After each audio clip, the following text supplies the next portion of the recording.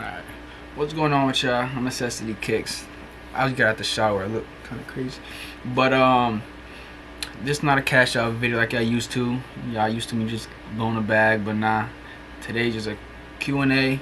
Finna answer some questions for y'all. I posted a poll a few days ago on my Instagram, and they just asked me the questions. Told me to ask me some questions about me, reselling, just shoes in general, to be honest. And they dropped some good questions, so I'm gonna answer some of them. Finna drop some gems, tips and tricks of how to resell. So this is pretty much just reselling 101 with NecessityKicks. I'm just answering like that pretty much. So that might be the title of the video, but yeah, pretty much that's all. About to get straight into it. Y'all gonna want to stay tuned for this one. Alright, this is easily the best question out of all. But he asked, how do you get so many shoes in bulk, like when you go to events or just in general, or even singles? Like, how do you get shoes for a good price range? My answer to that is, thing is, I've built my clientele to the point where I know what I'm gonna sell shoes for, so I'm able to pay the high. But then again, you can't lowball. Like, there's no way you're gonna get bulk of all lowballs. No one's selling you a 15 clip of Oreo Yeezys for $250 or like $260. It's not happening. Like, you have to pay the price. Like, there's a price to everything. Honestly, you gotta pay to play. If you're not paying, you're not playing. Like, it's simple as that. If you really think about it, lowballing, and all lowballing does is it ruins connections. Like, all the connections you would have built, well, honestly, the connections I would have built, because when I was first started reselling like a year ago, I would say crazy offers. Like if somebody posts shit for $260, I'd offer $180. Like, I would say crazy offers. And honestly, I've probably burnt so many bridges that would have helped me out in the long run. People would have just threw me deals or just big bulk of shoes. I probably burnt that bridge because I lowballed so much. So I've learned, honestly, it took me a while. Don't get me wrong. Like, I was doing it for a minute, but it came to a point where I was like, damn, I'm not getting the amount of shoes I want. So it came to a point where I was just like, I gotta pay. I'm gonna have to up my price a little bit, but I'm gonna get more shoes. So honestly, you just gotta pay. The lowballing is not working. That is old. Like if you really want to be big in the resale game, you're not getting anything for the cheap. There's nothing good cheap, pretty much. So you really gotta pay to play. Like, sometimes you gotta pay lowest ass. You gotta pay lowest ass. Like, there's some shoes so low but sell for so high that you're not getting it for lowest ass. Like, there's like slides. I'm not paying lowest. I pay more than lowest ass on slides. Like, you're not getting slides for under lowest ass. It's not happening. Like an okra slide, it's not happening. So you really just gotta pay. Lowballing is not gonna help. All right, so let's go. All right, question number 1 from Fabio Got Kicks. Beginner's advice for building your brand. All right, so I'll take that as in like growing your Instagram and stuff. Honestly, what I tell everybody is you gotta be consistent. Like, you gotta post every single day. I tell everybody this. You have to post every day. Cause if you post like one day and then you don't, like, you go AFK for 3-4 days, bro, where was you at? You know what I mean? So, like, if you watch my stories, there hasn't been a day in like over a year where I haven't posted. I flood my story every single day. But one thing I did start slacking on was I stopped posting on my feed. Feed is where everyone sees it, but I just stopped because honestly I have too many shoes for me to post one by one. So that's why I transitioned to my story. Like, when I first started, I used to post on my feed every single day. I used to post like 3 pairs a day on my feed, but it's come to the point where it's like, if I post a shoe on my feed, it's like a big bulk picture, or if it's a cool shoe like a Travis or like a Off-White. Other than that, I don't really post my feed like that. I keep my feed to like cool pictures, but everything on my store I post every single day. You gotta be consistent. Like, literally, that's all you need. If you post every day, people are just gonna naturally just come to your page and just look at what you're doing. But if you're not posting, you're going AFK. You're just off the grid. People don't want to pay attention to you. And another thing to that question is you got to be different. Like, don't copy what other people do, because a lot of people just copy the next person. Like, they just copy the person. Like, you gotta be your own person. Like, you gotta be different. Just the way you post, like the way you do everything, the way you just gotta be different. Like, you gotta stand out for everybody. Everyone does the same thing. Everyone posts the same shoes. Everyone has the same prices. Everyone like does the same thing. But if you do it in a different way, you stand out. So that's kind of my answer on that one. All right, question number 2. What are some things you recommend in regards to running a page? How it looks. All right, so if you're saying like, all right, so like how it looks, you want to find like a format you like. Like, if you look at my page, every time I post a shoe, it's the same thing. If it's a bulk picture, I post rows. People started using it, copying me, but it's good. But like, you gotta find your format. Like, if you look at my page, I post like the side of the shoe, and then I put them on the box, kind of like a.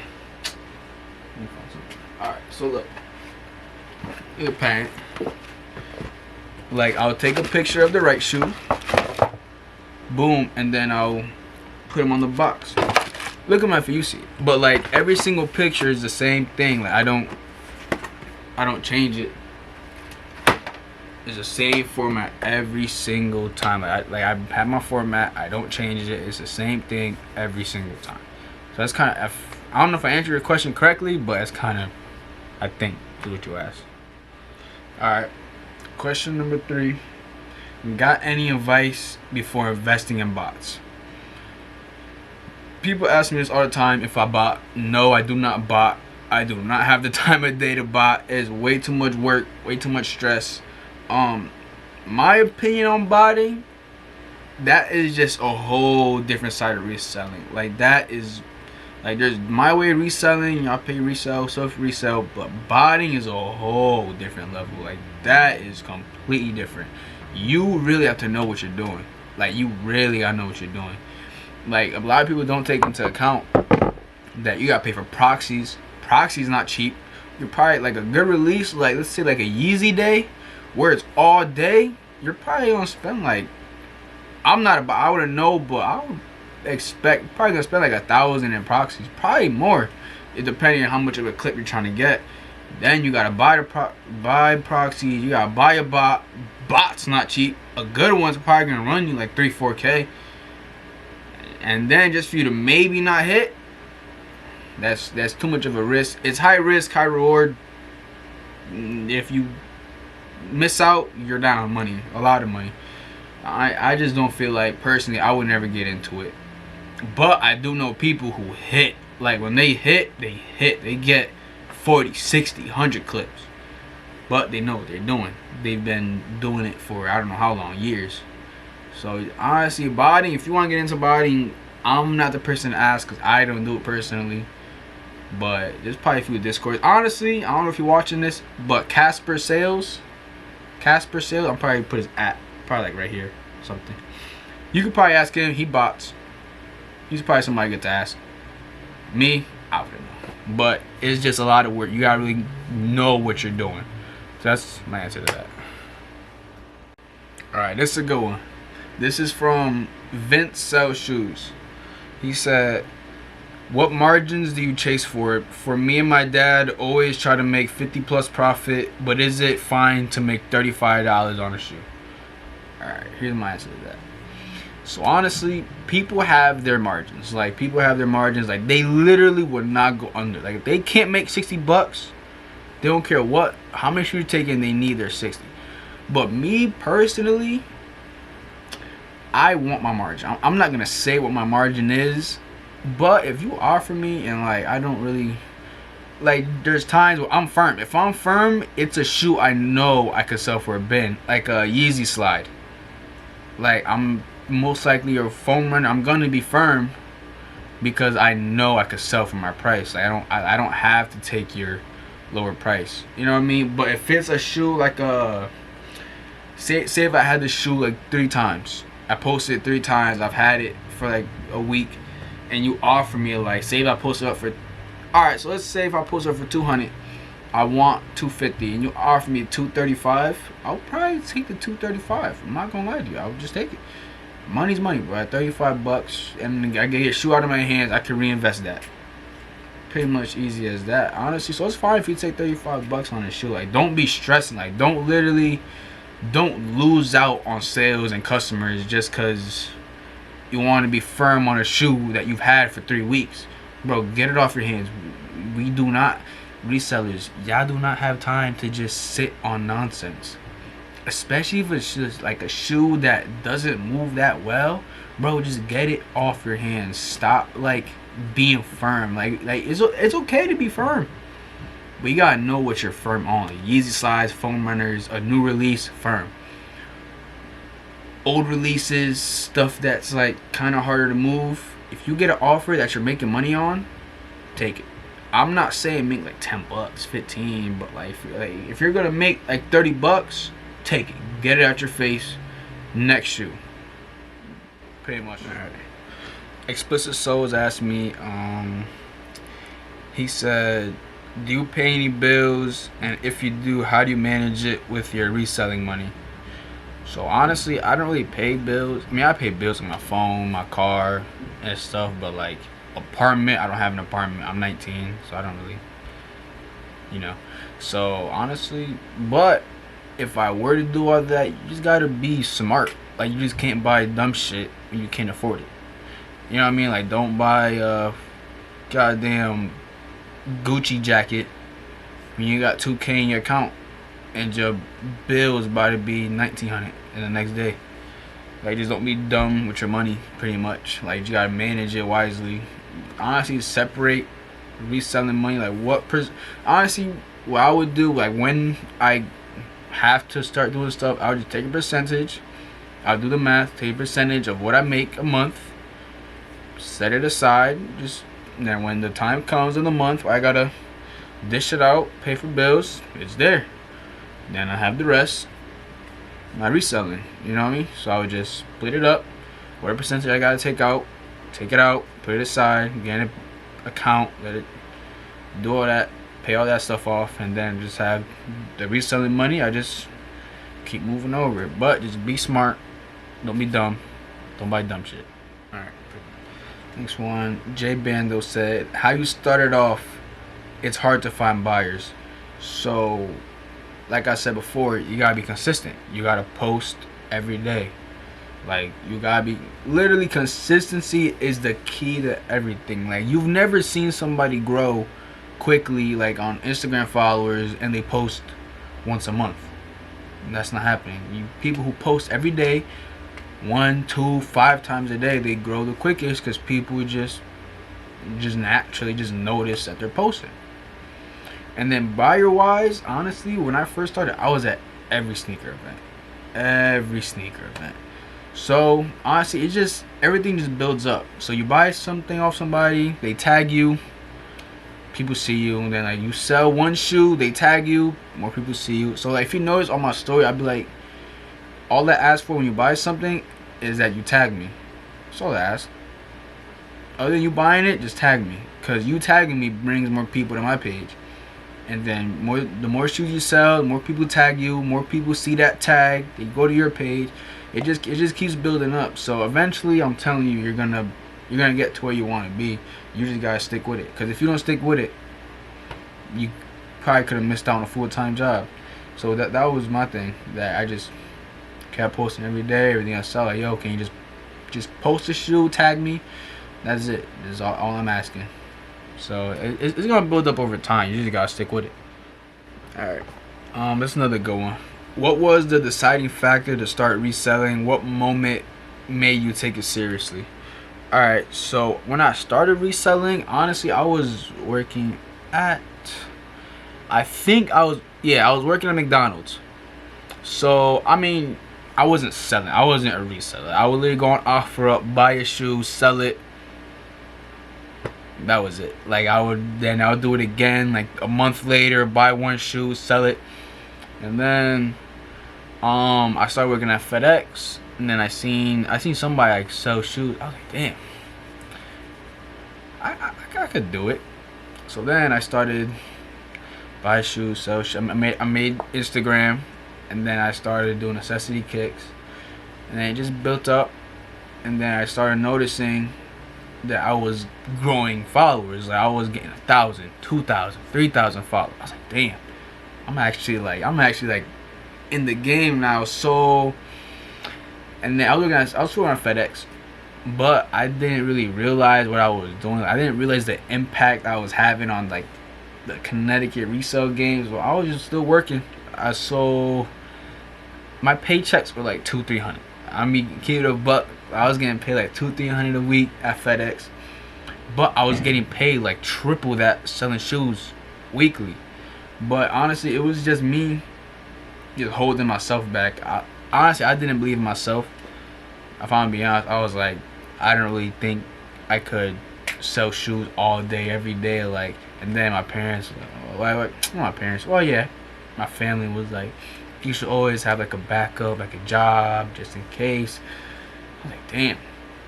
And I seen people doing it full time, so I was like, you know what? I just stopped going to work. I'm just not going. And then honestly, that was a point where once I quit and started taking myself seriously, like the resale stuff, that's when everything just took off. Like I had all day to do whatever I want, because at FedEx I was just holding myself back because I would go into work at 3, get out at 8. I missed everything. Going at 3, I would leave at like 9. I missed everything. So once I took that step and just quit FedEx, that's when everything just took off. That was literally it. Everything just took off after that. Followers starting to go up. I was able to buy way more. I was able to sell way more. I was able to just post way more, be active. So that just took everything off. But don't just quit your job. Like you gotta build up a foundation to where like you're comfortable enough to do it. Like don't quit your job when you have 100 followers and you're selling a shoe a week, like one shoe a week. Nah. Like you gotta really feel comfortable. Like you gotta really see the difference. Like if you're getting paid $500 a week and you're making $1,200 a week off shoes, then I would say take the step, because the only person ever holding you back is yourself. So literally, honestly, just take the step. Just be like, it's gonna go. Honestly, you can always get another job. That's not the problem. It's just if you believe in yourself to take yourself serious enough to really sell shoes serious. Like, you know what I mean? Like, it's literally all you. Because when it's your own business, it's all you. If you fail, it's because of you. If you slow down, it's because of you. If you're not making sales, it's because of you. If you're not buying shoes, it's because of you. So, like, if you're not ready for that stress of really having to be the one of everything is you, then no. But if you are, if you feel like you are, then yeah, I would just say go full time. But then again, that's just my dumb ass. Well, I had to go do a few meetups, but I'm back. Next question is, how do you sell stuff so quickly? Well, number one, you gotta learn your clientele. I've mastered my clientele. I know exactly what I could buy and sell, and I know what I can't. Like, I know a whole bunch of dunks, UNC 6s, Yeezy slides, foam runners, like that. I know when I buy it, it's gonna sell. Like, that is quick. But there's some of y'all who like just start reselling, that you have 300 followers and you think you could sell a off-white Chicago. Like, no, like that's not your clientele. Like, honestly, like you gotta, it's trial and error. Like you're gonna have to see some stuff. Like, you gotta see if your clientele is used. Like, when I first started, my clientele was used. Like, if you look on my page and scroll all the way to the bottom, everything was used. But then as I grew, people kept asking me for no more dead stock, this, dead stock that. I'm like, alright. Then I slowly transition. I still sell used. Y'all see, I still sell used, but The majority is dead stock. Like honestly, all that is dead stock. I probably have like 6 used pairs on me right now, but the majority is dead stock. You just gotta learn your clientele. That, and also I've been doing it for like a year and a half, not even a year and a half, but I've been doing it for some time. The customers came with time. Everything's just time. The more time you put in, more shit gonna come out of it. So pretty much, just clientele. You just gotta know what you got, know who you got, know what you can sell. Then just keep doing it over and over. You sell dead stock, you're gonna get a lot of dead stock customers. If you sell grails, you're gonna get a lot of grail customers. You sell used, you're gonna get a lot of used customers. But when you first start out, you gotta start off small. Honestly, when I say you first start off used, because that's the easiest, that's the cheapest way to get the same amount of money, if I'm gonna be honest with you. Then you could transition to, you could try to sell like higher end stuff, see if it moves quickly, see if it doesn't. If it doesn't, stick to your used. But if people keep asking for stuff like that, then yeah, then you slowly transition. But don't just off rip Chicago off-white, boom. Like, bro, you have 50 followers, why are you buying off-white Chicago? So honestly, you gotta start off slow, then it'll build up over time. Alright, this is another good one. Are you going to open a store one day, or if I want to be an individual seller?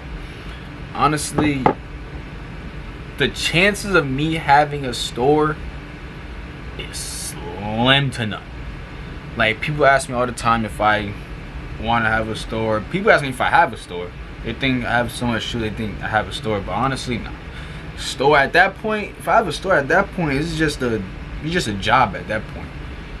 Like, it's a job now, but it's like, it's free. I just freely work. Like, if I want to post shoes, I post shoes. If I don't feel like posting shoes, I won't post shoes. If I want to leave, go get some food, go get some food. When I have a store, at that point, it's just, I have to be in there every day. I have to control all my workers. At that point, it's just too much work, and it's just not fun. Maybe when I'm older, because I'm 19, so I don't mind driving around all day. I could care less. It keeps me busy.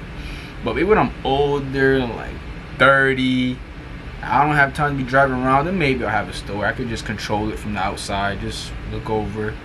Everything's mine. I just have my workers. But for right now, no, not at all. It's just too much work, too much of a hassle. At that point, it wouldn't even be fun to me anymore. Right now, I'm having fun. I go on trips. I went to LA, buy shoes. Went to Cleveland to buy shoes. Like, at that point, right now I'm having a blast. I have no worries. Then store, I got worried about customers, my workers. Nah, at that point, it's just not fun. But me having a store, no, not happening. All right, this is probably the last question I'm gonna do.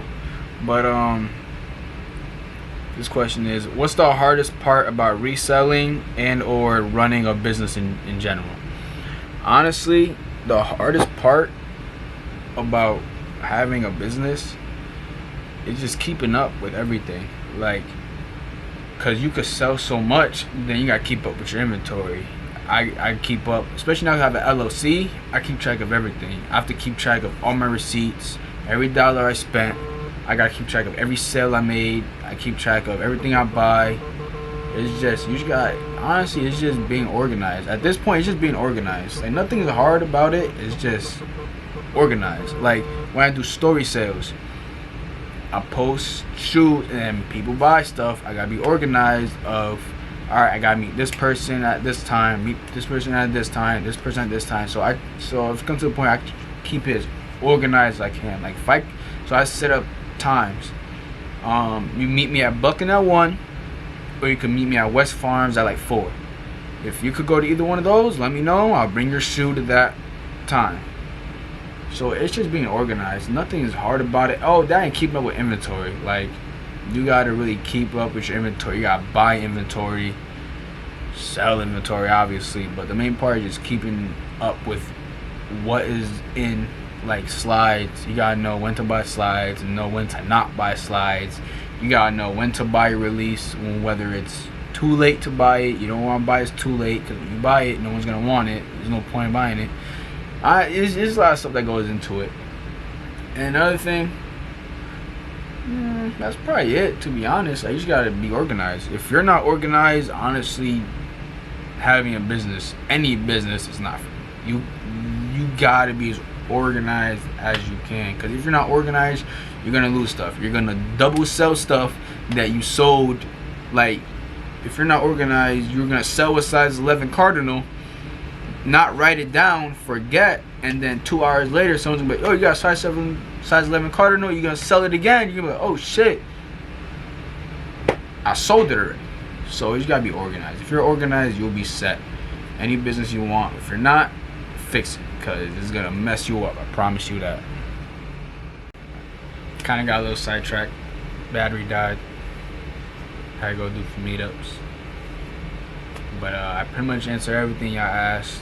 I tried to answer it the best I could, but every time I be talking, I just like, I'll be answering a question and I just go completely off topic. But I try to control myself. I did get off topic on a few questions, but I try to be as detailed as I could, quick as I could. But video coming out next Sunday in Drip City Market, another cash out video. Y'all know how that goes. If you stay for the whole video, if I drop some gems, some good tips and tricks, let me know. I try to be somewhat decent. But like, comment, subscribe. Cash out video coming soon. Thank you for watching. I'm gonna catch y'all on the next one.